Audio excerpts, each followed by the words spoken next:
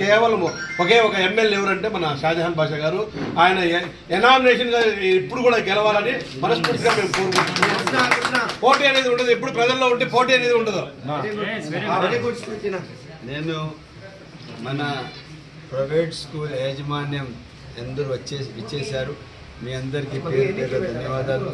వాస్తవం చెప్పాలంటే పెద్దలు చంద్రబాబు నాయుడు గారు ఇచ్చిన మాట ఇచ్చినట్లే బెంగళూరు బస్ స్టాండ్లో మాట ఇచ్చారు. నేను మదనపల్లికి జిల్లా చేసేది నేనే చేస్తాను అని ఇచ్చారు. అదే మాటకు నిలబడి ఈరోజు మదనపల్లికి జిల్లా చేశారు. నిన్న ధన్యవాద సభ కూడా మనం బెంగళూరు బస్ స్టాండ్లోనే పెట్టాము. ఆయనకి ధన్యవాదాలు చెప్పాము. ఇదే కాకుండా ముఖ్యమంత్రి గారి అవైలబిలిటీ చెక్ చేసుకొని మనం ఇక్కడ నుంచి ఒక 20 బస్సులు మిగతా కార్లు అంతా బయలుదేరి ముఖ్యమంత్రి గారికి పోయి కలిసి తప్పకుండా ధన్యవాదాలు తెలియజేస్తాము. దానికి నేను మదనపల్లి పట్టణ ప్రజలు ఆ రోజు నేను పాదయాత్ర చేసినప్పుడు ఎప్పుడెప్పుడు ఎక్కడెక్కడ ఎందుకోసం మన జిల్లా మన హక్కుగా చేశాము. ఆ రోజు మా మీద దాదాపు 12 కేసులు పెట్టారు వైసీపీ వాళ్ళు. చాలా మంచి పని చేశారు. మీరు మీ విలువలు చాటుకున్నారు. సమాజంలో రాజ్యాంగం ఇచ్చిన హక్కులు కూడా కాలరాశారు మీరు. అయినా మేము ఎక్కడ భయపడలేదు.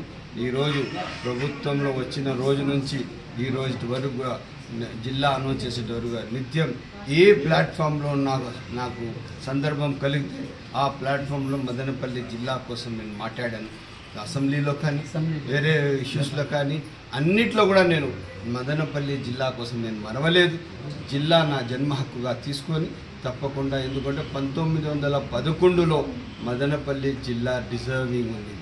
ఎందుకంటే మద్రాస్ రాష్ట్రంలో ఆ రోజు ఈ రాష్ట్రం ఉండింది. కడప జిల్లా హెడ్ క్వార్టర్స్ ఉండింది.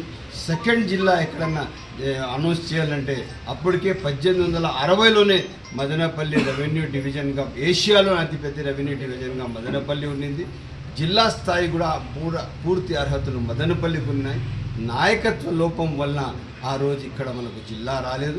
చిత్తూరుకు వెళ్ళింది. ఆ రోజు చిత్తూరుకు వెళ్ళాల్సిన అవసరం లేదు, మదనపల్లికి రావాలి. దాని తర్వాత మొన్న వైసీపీ అరాచక ప్రభుత్వంలో కూడా మదనపల్లికి మోసం జరిగింది. పెద్దలు చంద్రబాబు నాయుడు గారు ఇచ్చిన మాట ఇచ్చినట్లే ఆ మాట నిలబెట్టుకొని ఈరోజు మదనపల్లికి జిల్లా ఇచ్చారు.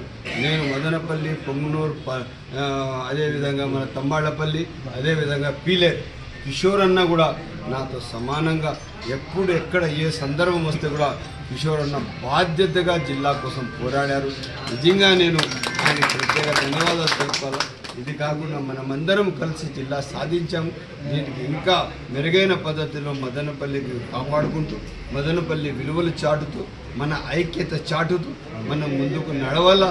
ఎందుకంటే మనకి ఎవరైనా కష్టాల్లో ఉన్నప్పుడు ఏదైనా ఒక దాహం అయితే ఒక గ్లాస్ మంచినీళ్ళు ఇచ్చిన మనుషులు మర్చిపోకూడదు.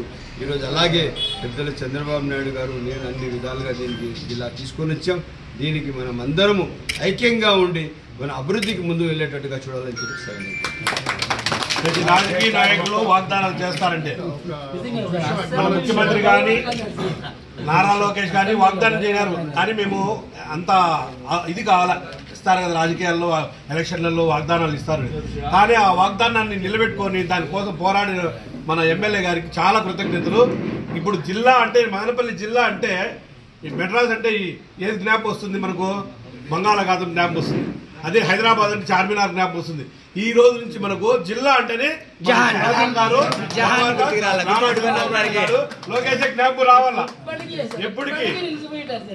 వేరే మనం ఆయన పైన పోటీ చేయడానికి కూడా భయపడాలి ఎవరైనా కానీ. మనం గెలవలేమో కంటిన్యూగా ఇట్లా ప్రజల్లో ఇలాగే ఉండండి. మీరు ఖచ్చితంగా మిమ్మల్ని ఖచ్చితంగా ఉండాలన్నా అది ఖచ్చితంగా ఉంటుంది.